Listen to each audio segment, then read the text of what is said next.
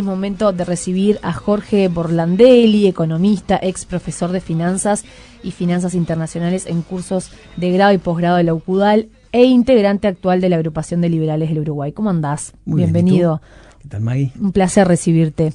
El fenómeno Milei nos hizo poner un poco la lupa, ¿no? En los liberales, en la economía liberal. Obviamente por el éxito que tuvo en las PASO, pero también por su personalidad, por su vehemencia en los discursos y también por sus ideas que muchas llaman la atención. Uh-huh. ¿Cómo se ve desde Uruguay el fenómeno Milei parado en la vereda liberal? Argentina es un país que ha llevado a los extremos en su historia al principio los principios liberales. Tanto es así que de un país vacío se convirtieron en un imán de inmigración de todas partes del mundo, y en unos pocos años, yo te diría a partir de 1860, después de terminar, digamos, los ajustes de la Constitución de Alberdi, se convirtieron en uno de los países más ricos del mundo. Te diría que por ingreso per cápita en aquel entonces el más rico del mundo, porque entre otras cosas no tenía aspiraciones imperiales. Su capital, como dicen algunos, sí tiene aspiraciones imperiales, pero no la nación. Al contrario, estaban huyendo de eso desde Europa. Uh-huh. Y después han logrado algo insólito en la historia del desarrollo económico, revertir eso, llevar a Argentina a estar en un puesto muy lejano en términos de ingreso per cápita de los países más ricos, y haber generado una cantidad de pobres y de indigentes insólito para un país con esa capacidad que demostró en el pasado. Bien, ¿y cómo llega hoy la figura de Milei? ¿Por qué entendés que hay un lugar para estas ideas?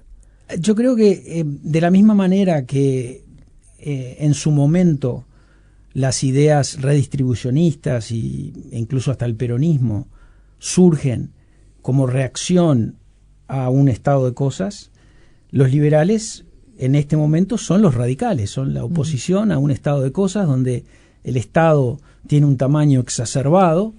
En la Argentina está llegando al 50%, de un país descapitalizado, porque una cosa es ser un Estado que representa el 50% del PBI en Francia, que tiene acumulación de capital por siglos, o en Inglaterra, o incluso en Estados Unidos, que también está avanzando en esa dirección.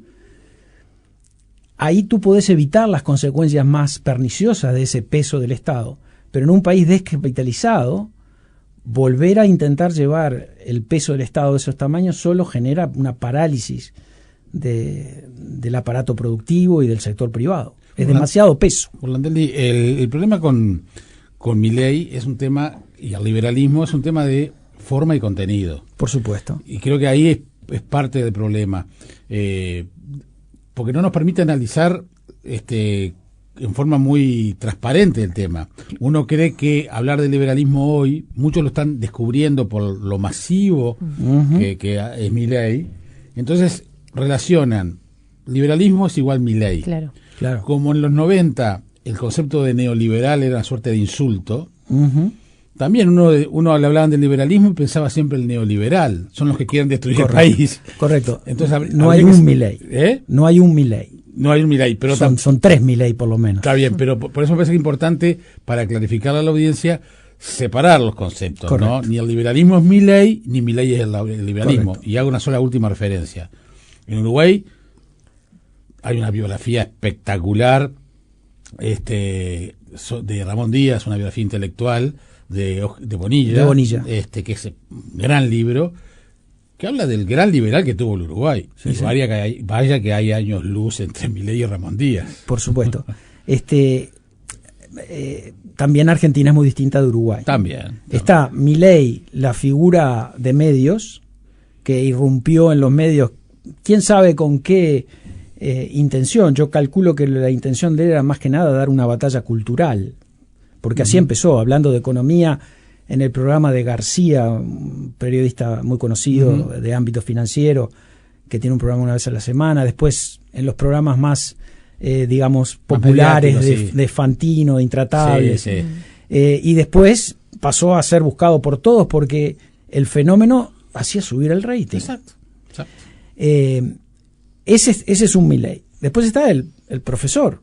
Milei es un estudioso de la economía, un académico, da clases, ha escrito libros, hacían una junta muy buena con Diego Giacomini. Después está el político. El político se separó de Diego Giacomini. Giacomini decía, tenés que seguir en la batalla cultural. Y Milei entró al terreno donde estaba la casta que él tanto, tanto criticaba, pero entró a pelear ahí. Y después está el potencial gobernante, porque los números dicen que en cualquier momento puedes estar sentado en la Casa Rosada. Y es muy difícil juzgar a cada uno de los cuatro en una sola palabra. Exacto, hay que separarlo. Como, de mi punto de vista, como académico y como filósofo político, es muy bueno. Para mí tiene algunos renuncios. Se dice anarcocapitalista, pero no es consistente cuando, por ejemplo, busca alinearse con Estados Unidos e Israel. Los anarcocapitalistas tienen una visión de no intervención. Claro. Es total libertad en lo personal, total libertad en lo económico y no intervención, por supuesto, porque no hay Estado, entonces no hay intervención. Cualquier actividad, digamos, de defensa tiene que ser organizada por la sociedad. Pero claro, dice, como no estamos en un mundo anarcocapitalista, yo tengo que jugar con las reglas que existen, entonces soy minarquista. Minarquista es Estado mínimo, pero para los minarquistas también es fundamental la no intervención. Los creadores del Estado federal de los Estados Unidos de Norteamérica pusieron claramente que, tanto en la doctrina como en sus palabras, como en sus escritos, que no deberían hacerse alianzas en el extranjero con otros países y no deberían intervenir en asuntos externos. Eso es muy impensable en el mundo de hoy. Eso no sé si es impensable, lo que digo es no corresponde con la realidad de Estados Unidos y de las principales potencias, que hoy, por ejemplo, hace unos días estuvieron juntas los no alineados, llamémosle así, juntos tratando de buscar algunas alternativas al club de Estados Unidos, la OTAN y Australia y algunos otros países no alineados más. eran en la época de la Guerra Fría. Correcto. Se volvieron a no alinear ahora por otros motivos. Hay quienes entienden que Milei es un populista y liberal y populista. ¿Esa yunta puede ir? El término populista sirve para cualquier ideología. Ha habido populistas de extrema derecha. Antes quiero hacer esta aclaración. Izquierda y derecha no se pueden usar. De hecho, yo utilizo el diagrama de Nolan. Para los que son curiosos, lo pueden encontrar en internet, para determinar la posición política de cada una, que son dos dimensiones, libertad personal y libertad económica, y habría que agregar la tercera dimensión del no intervencionismo, y estaríamos hablando de un cubo. Los anarcocapitalistas estamos en aquella, si esta es la esquina de donde arranco, para allá sería, atrás mío hay una pared, a mi izquierda hay otra. A la derecha, allá estaría máxima libertad personal, o sea que un el micrófono. Claro, ¿no? Un anarcocapitalista debía estar en aquella esquina primero, después con hacia su derecha. Hacia mi derecha, después ir en la otra dirección. Hacia la derecha. En la otra. La derecha, pero adelante. Exacto, hacia adelante y llegar a la esquina de la máxima libertad económica y no avanzar más, no avanzar en la dirección de la intervención, hacia arriba. Entonces, en aquella esquina están los anarcocapitalistas. Y en el medio de ese volumen estarían los minarquistas, los socialistas. Habría una gran variedad dependiendo de la elección de cada una de esas dimensiones. ¿Y lo del populismo que preguntaba Maggie? Y el populismo puede ser de cualquiera de esas. Ha habido populistas de izquierda, de derecha, de centro y, ¿por qué no?, un populista liberal. ¿Por qué no? ¿Y vos entendés que es así? Yo creo que sí, que es populista, en el sentido de que atrae una gran cantidad de personas por factores que no son estrictamente de convicción política. Es decir, hay mucha gente que sigue a Milei porque le convence su forma de exponer, porque lo entiende sincero. O porque está podrido de... Por su contexto país. Bueno, nuevamente, aquí volvemos a lo que decía de los jóvenes y el radicalismo. El radicalismo es siempre en oposición al status quo. Sí. Porque los jóvenes no quieren esperar. Los jóvenes de mente tampoco. Entonces, al no querer esperar, te enfrentás al status quo. El tema es cómo se enfrenta a alguien con ese discurso, pero sin capacidad de gobernar. Porque, digamos, claro, mañana todo ese universo de votantes lo pone en la Casa Rosada. Es legítimo, nadie lo va a negar. Pero ¿cómo hace Milei con la estructura que tiene? Esa es la gran incógnita. De llenar Esa es la gran incógnita. Todos los sitios del Estado para llevar adelante el país durante 4 años. Yo estoy pensando que lo más parecido que fue Trump, pero Trump era un gran empresario, no tenía el Partido Republicano detrás. Lo más parecido puede ser, y ya han dado marcha atrás inclusive en Nueva Zelanda, esto demuestra lo importante que es el ambiente cultural y que hay que renovar en cada generación para que se sostengan las reformas. Lo que sucedió en Nueva Zelanda en la década de los 90, con un gobierno laborista. Recuerdo que en Uruguay estuvo de visita Ann Richardson, que había sido una ministra de ese gobierno, y fue fantástico. Acá estaban todos muy atentos a lo que venía a decir. Hizo una conferencia muy buena en La Caleta, un lugar que ya no existe más. Y empezó a criticar las empresas públicas. Y todo el mundo aplaudía. Y de repente dice, hay que privatizar también el Banco República. Y yo aplaudí, porque no estaba usando al intérprete. Pero con delay, mi aplauso quedó en total silencio. Nadie aplaudió eso.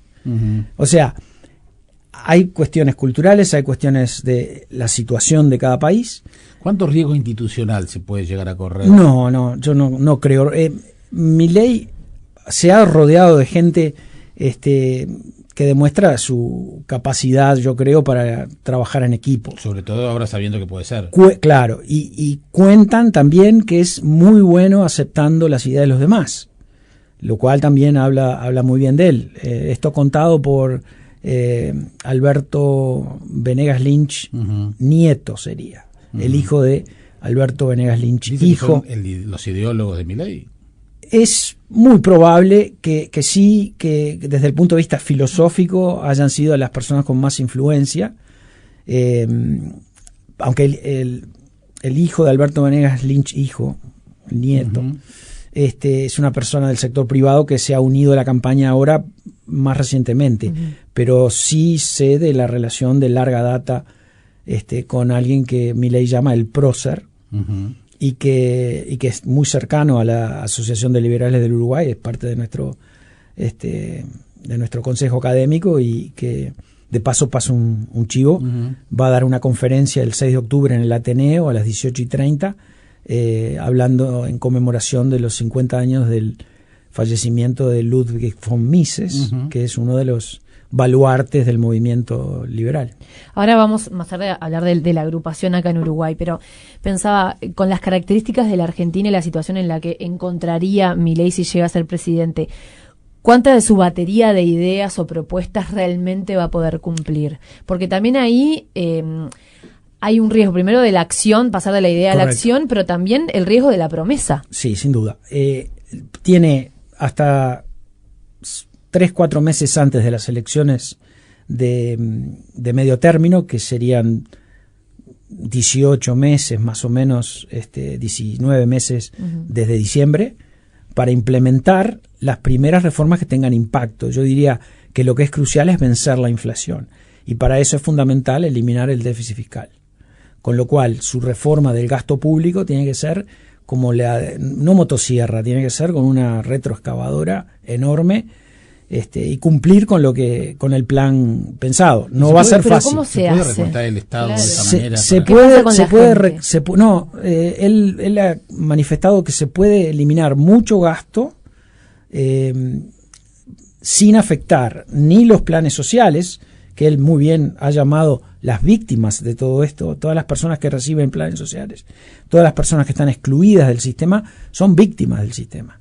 Y sin afectar en grandes cantidades a los empleados públicos. Sí advirtió que todos los que él llama ñoquis, o lo que nosotros llamaríamos ñoquis, los que están contratados políticamente, eso sí pueden perder su trabajo. Pero uno de los principales rubros es eliminando la obra pública, que estamos hablando de 7-8% del PBI en la Argentina. Pero con todos los ministerios que amenazó con eliminar, ¿cómo va a ser para que esa gente no quede sin esa trabajo? gente se redistribuye, pero se eliminan los cargos políticos, que son muchos, ¿no? Imagínate, cada cargo político, cada cargo político tiene asesores y secretarías, etcétera. Eso sí están en peligro, pero eso es gente que rápidamente podría conseguir trabajo en el sector privado. De hecho, el gobierno de Macri bajó el número, varios ministerios, claro, que el gobierno siguiente volvió a instalar, ¿no? Exacto. Ese es el drama del gasto público, que es digamos, históricamente, cuando empezó este proceso ya por fines del siglo XIX, principios del XX, lo que se podría llamar la era progresista, con el extremo de los sistemas comunistas y del socialismo extremo de la China, por ejemplo, o la Unión Soviética, el Estado representaba en gasto sobre la sociedad no más del 10%. Y ahora estamos llegando a niveles del 40-50%. La diferencia era que en el sistema anterior, como el sistema que regía básicamente era la monarquía constitucional, las personas que se asociaban con el gasto público eran unas personas. Entonces, como que había una relación adversaria con el gasto público. Hoy, a través de muchos años de cultura estatista, cultura socialista, casi ningún problema lo concebimos si no es con una solución estatal. Entonces, la reacción de la gente es a que se gaste más. Ahora, curiosamente, están cansados de los impuestos, cansados de la inflación, que es la consecuencia de que los impuestos ya no recaudan, o consecuencia de que no se puede endeudar más el país, que son impuestos futuros para las nuevas generaciones. Pero cuando se le dice, bueno, ¿y dónde recortamos? Y ahí ya la gente no tiene la misma convicción. Vamos a es como querer adelgazar sin dejar de comer mal.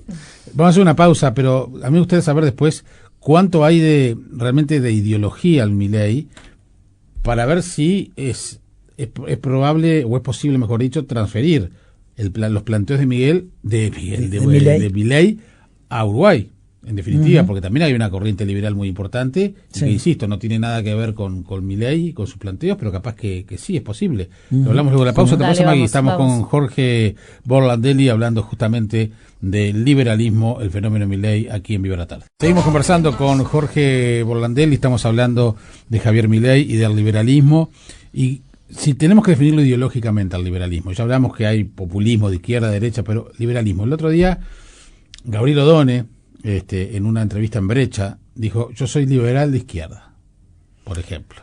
Oxímoron. Oxímoron. Tendría que volver a tratar de transmitir a la audiencia algo imposible, un cubo. Pero cualquier persona, la definición clásica la da Milei cada vez que puede, es el respeto irrestricto al proyecto de vida del prójimo en defensa del derecho a la vida, la propiedad y la libertad. Bueno, pero esa definición perfectamente cuadra a alguien de derecha, a alguien de centro o a alguien de izquierda, bueno, así como está planteado. No, porque la visión que tiene el liberal del Estado es que es un agresor sin justificación. Es decir, el Estado es un monopolista de la fuerza cuando no hay necesidad de que sea un monopolista. Y ese es el gran drama del liberalismo inicial, el liberalismo de fines del siglo XVII y principios del XIX. XVIII y principios del XIX. ¿Y esa definición cómo define o cataloga a don Pepe Valle? Don Pepe Valle como un socialdemócrata. Un socialdemócrata, un progresista de la época. No un liberal. Pero no un liberal. Porque el siglo liberal fue el siglo XVIII, pero se mantuvo al Estado como una excepción a los principios. Digamos, los liberales se sintieron satisfechos con todas las reformas que lograron de derechos, de control sobre las monarquías, el libre comercio, la abolición de la esclavitud. En realidad fueron unos triunfos impresionantes para el avance de la humanidad. Pero quedó el Estado ahí. Y el Estado se defiende. Y los conservadores abusaron el Estado. Por ejemplo, en Alemania, los conservadores y el Estado se unieron para derrotar a los liberales, y ahí nace el primer estado de bienestar, con Bismarck. Después eso fue copiado por Inglaterra, finalmente por Estados Unidos, viene la era progresista. En Estados Unidos no tenían banca central y terminaron creando una para controlar el estado del dinero. Y ese es el inicio del fin para el liberalismo, porque el dinero era una especie de libertad acuñada, emitido por el mercado, materializado en monedas. Hoy, cuando tú le vas a pedir a alguien dinero, ¿qué le decís? ¿No tenés qué para prestarme? Plata. Mis abuelos llegaban aquí de Italia y eran muy pobres, pero tenían un oficio, él era carpintero y cobraba sus trabajos en plata, y cuando juntaba 15, 16 monedas de plata compraba una de oro, y antes de que dejara de trabajar se pudo comprar una casa en la Comercial, y el resto es historia. Alguna vez los billetes decían que este billete valía tanto. Eran convertibles. Exacto. Pero los billetes eran simplemente una nota para facilitar el comercio, sin necesidad de andar manejando plata y chequeando si la plata o el oro que uno le daban, en el oro especialmente para transacciones más grandes, era una moneda falsa. Eso era para facilitar. De hecho, en el periodo entre las guerras, cuando se planteó en Uruguay la suspensión de la convertibilidad del peso uruguayo al oro, hubo dos políticos en Uruguay que defendieron a ultranza el mantenimiento de la convertibilidad. Imagínense quiénes eran: José Valle Ordóñez y Emilio Frugoni. Un socialista. Defendiendo a los trabajadores. Si usted se fija lo que pasó en 1971, que fue el último corte de el oro con los dineros mundiales, a partir de ese momento la porción que del ingreso global mundial que va hacia el trabajo se mantiene relativamente estable y sube enormemente la que va al capital. Eso está mal interpretado después por algunos economistas, pero no viene al caso. Bien, o sea que el liberal de izquierda no se puede ser. No se puede ser. Me interesa llevar las ideas también a lo más gente, práctico. Claro, a la gente y al impacto de la gente, porque en un país como la Argentina, con esos niveles de pobreza tan tremendos y con también varios gobiernos de asistencialismo, ¿cómo se hace ahora para fundar un Estado o un gobierno con una mirada puesta en la meritocracia, como por lo menos es lo que propone o deja ver Milei? No, o un país sin Estado. Bueno, sin Estado. No, pero, eso es más complicado. Sí, pero desde la meritocracia, o sea, te entiendo. El Estado casi ausente y además con esa mirada. Yo he escuchado al propio Milei y a algunos de sus asesores más cercanos explicar cuál es el plan. Primero, no eliminar los subsidios a los que da la seguridad social en la Argentina, sino convertirlos de manera que no se pierdan si se consigue un trabajo. Y facilitar con una reforma laboral el empleo de personas. Argentina en estos momentos es un caso extremo de regulación laboral que lleva a algunos empresarios que he escuchado, pyme, en la televisión decir que es casi como adoptar un hijo, tomar un empleado, y que es peligrosísimo porque no sabes qué tipo de juicio te puede venir después por una causa que muchas veces es... Claro, pero hay una transformación no solamente legislativa, supongamos, sino también cultural. Y eso, sin duda, Milei no lo puede... Las transformaciones culturales con cambios institucionales claros son mucho más rápidas de lo que parece. El cambio que hubo en la Argentina de procesos inflacionarios realmente desestabilizantes, como las dos hiperinflaciones que hubo en los años 80, a lo que sucedió durante la convertibilidad, el cambio cultural fue rapidísimo. O sea que si son a fondo las reformas, es dable esperar un cambio cultural también. Y ese cambio la gente lo puede percibir en términos rápidamente, más inmediatos. Bueno, por eso Milei habla de tres etapas para la reforma: de primera generación, segunda generación y tercera generación. Las de primera generación tienen que ver con el combate a la inflación, terminar de alguna manera con el gasto público excesivo para poder eliminar el déficit, y de ahí pasar a la dolarización o la competencia de monedas, que sería más justo, que él planea hacer. Claro, pero Milei habla de una justicia social aberrante, ¿no? Porque habla que la justicia social es un problema. Sí.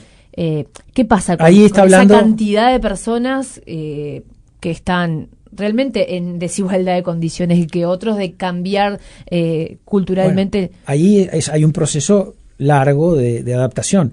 Ahí está hablando el filósofo, no el político seguramente. Él dijo que los planes no los va a terminar porque, nuevamente, estas personas son las víctimas del sistema. Yo pienso igual. Aquí todas las personas que viven en el cinturón de pobreza de Montevideo son víctimas del sistema y de alguna manera están sobreviviendo, pero no hay que incorporarlas al sistema formal, y eso requiere de reformas. ¿Hay algún sector político que represente o se esté cercano en su gestión o en su discurso o en su programa a las ideas de Milei? Aquí. Yo creo que hay dentro de los partidos tradicionales subgrupos que están trabajando dentro de la estructura partidaria con ideas parecidas. Se me ocurre la Agrupación Libertad en el Partido Colorado, no estoy familiarizado en el Partido Nacional. Hay un partido libertario que en septiembre u octubre va a presentar a la Corte Electoral. Ese sería el más alineado. Ya hubo algún intento, ¿no? Bueno, hubo un partido liberal. Usted fue candidato a vicepresidente de ese partido. Sí. Sería muy divertido contar cómo termina siendo vicepresidente, pero el candidato a vicepresidente, pero en el 2004, digamos, ante el tsunami que se venía, que ya era evidente, se nos ocurrió plantear la idea de un partido liberal, obviamente con la suerte de sacar apenas unos pocos votos. Pero fue muy divertido y desde el punto de vista cultural, por ejemplo, Hernán Bonilla era miembro de la Libertad del Partido Liberal, de la Juventud del Partido Liberal, y terminó en uno de esos grupos claro, dentro del Partido Nacional, y ahora en el CED, que es una institución, digamos, que con la cual tenemos coincidencias y también discrepancias, simplemente por un tema de grado. El partido, yo soy anarcocapitalista y esa institución es mucho más, digamos, minarquista o liberal clásica. Lo que también está claro es que en el ADN de los uruguayos la impronta vallista está muy metida. Chao, está claro. Entonces, como que es muy complicado a veces meter estas ideas, sin duda, hasta discutirlas, porque a mí lo que me pasa con el discurso liberal es que tienen muchas veces una gran lógica y en la teoría puede funcionar perfectamente. El problema es que después en la práctica las cosas pueden no suceder como la teoría liberal lo dice. Claro, lo que no es justo es comparar a la teoría liberal con la teoría del Estado. Hay que ver la práctica de la teoría liberal con la práctica en el Estado. Entonces ahí ya las diferencias dejan de ser tan... Claro, pero por ejemplo, si no hubiera un Estado presente en la crisis del agua, seguramente miles de personas no hubieran recibido agua por parte del MIDES. A mí me cuesta creer que las empresas privadas, suponiendo, vamos a ir al extremo. Es un extremo. Me cuesta creer que desde el punto de vista, digamos, de marketing, las empresas privadas hubieran tenido la idea de no aprovechar para Pero ahí Borlandelli está queriendo creer que Bueno, las empresas privadas podían haber No, aprovechado. estoy pensando cómo, por ejemplo, yo viví fuera del país unos cuantos años. En la época de huracanes era muy normal que faltara agua y los supermercados eran los primeros en hacer, mucho antes que llegaran las autoridades, llegaban los supermercados a distribuir lo necesario. O sea, la caridad en Uruguay empezó de manos privadas. Sí. Pero hoy también los propios privados, incluso en este país, también dependen muchas veces del Estado. Sin duda. El Estado comienza con una actividad muy sencilla y después empieza a expandir. Y a medida que se expande, lamentablemente, deja de hacer bien muchas, pero se mete e impide el desarrollo de muchas otras. ¿Y por qué no nos ponemos del otro lado del mostrador y cuánto promueve el Estado para que se hagan cosas? Porque me hizo ruido, porque no lo había escuchado en esos términos, del Estado como enemigo. A ver, para un anarcocapitalista no cabe duda que el Estado es un enemigo y la razón es muy sencilla. El anarcocapitalista no concibe sino relaciones voluntarias. Y el Estado es el monopolio de la fuerza. Todo es a base de fuerza. Y es a la punta de un revólver finalmente que se cumple o no se cumple. Sí, es verdad que... equivaldría en una familia a un padre que solo sabe usar el castigo físico como forma de educar. Pero si dejamos todo en manos del sector privado. Del sector privado, ¿qué pasa cuando las cosas, y sobre todo en un país tan pequeño con un mercado tan chiquito, cuando las cosas no son negocio, por ejemplo? Cuando las cosas no son negocios se abandona. Eso pero así también se abandonan las personas. Esa es mi duda. Acá cómo funciona una economía de mercado y cómo funciona la familia. El tema es que todos los países pequeños tienden a idealizar cómo funciona en la familia. En la familia los padres saben exactamente lo que necesita cada uno y por la relación que existe de amor van a dar según esas necesidades. Cuando la sociedad es un poco más grande, para que pueda progresar, se requiere ser un poco más frío. Como el padre que le dice al hijo, aunque sepa que le va a costar, anda a trabajar. Anda a buscar trabajo. ¿Entendés? Eso es educar. Bueno, lo sé, pero si tú no le obligás a que se enfrente a la realidad y a las dificultades, al final estás haciendo un mal. Una empresa que fracasa es una empresa que colectivamente las personas a las que busca ofrecer un servicio o un producto le dijeron...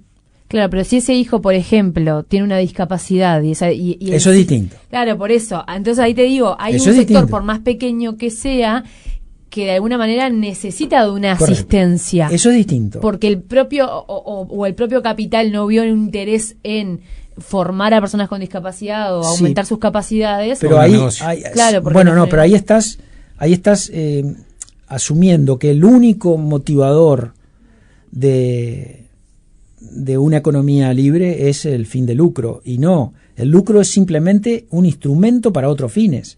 Fíjate lo que ha hecho, por ejemplo, Warren Buffett, uno de los inversores más grandes y más poderosos de Estados Unidos. Donó todo su dinero a una fundación. Una gran parte de su dinero se lo donó a Bill Gates, para la fundación Melinda y Bill Gates.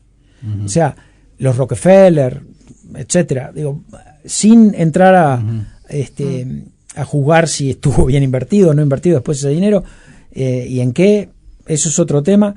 Lo que quiero decir es, las motivaciones de las personas son para hacer dinero, sí, pero con otros fines.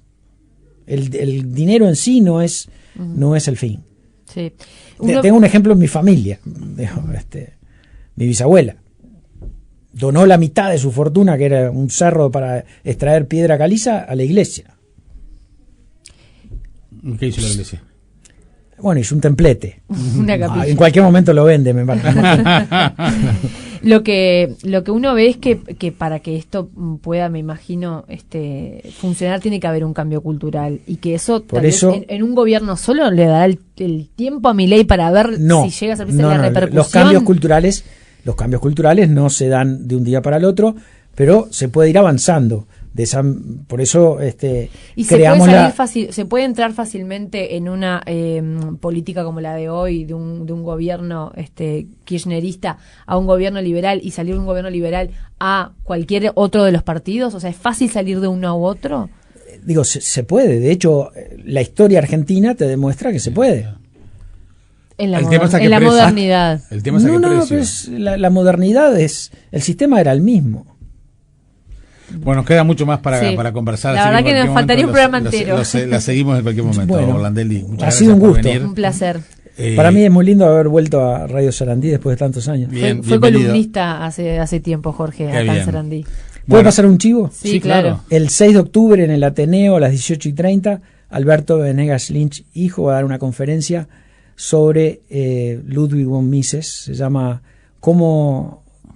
según un maestro, cómo es el progreso personal. Bien. Muy bien. Muchas Jorge gracias. Orlandelli es integrante de la agrupación de liberales del Uruguay. Vamos a la pausa y ya venimos.